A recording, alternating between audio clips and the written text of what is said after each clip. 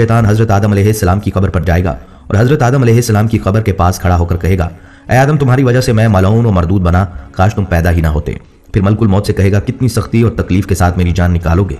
तो मलकुल मौत फरमाएंगे, जितने लोग जहन्नुम में हैं उन सब की मौत से कहीं ज्यादा तकलीफ और सख्ती के साथ। यह सुनकर इब्लीस तड़पने लगेगा और चीखता चिल्लाता इधर उधर भागेगा और उसी जगह पहुंच जाएगा जहां से उसने जन्नत से निकलने के बाद पहला कदम रखा था। वो जगह आग के अंगारे की तरह सुर्ख होगी, जमीन चिंगारी की तरह हो जाएगी। यहाँ ज़बानिया नामी फरिश्तों की एक जमात शैतान को घेर लेगी और ये फरिश्ते शैतान को जंबूरों और आरों से चीरेंगे। जब तक अल्लाह पाक चाहेगा उस वक्त तक इब्लीस नज़ा और मौत के गुस्से का शिकार रहेगा और वहां जहन्नम की संडासियां लगी होंगी। इन संडासियों से तड़पा तड़पा कर जान निकाली जाएगी। आदम अलैहिस्सलाम और हजरत हव्वा अलैहिस्सलाम से कहा जाएगा, जरा अपने दुश्मन को तो देखो किस तरह अजियत के साथ मर रहा है। वो देख कर कहेंगे, या अल्लाह तूने हम पर अपनी नेमत मुकम्मल फरमा दी। इन्हीं जहन्नमी गढ़ों में इब्लीस 40 साल तक मुर्दा रहेगा और यही उसकी कब्र होगी।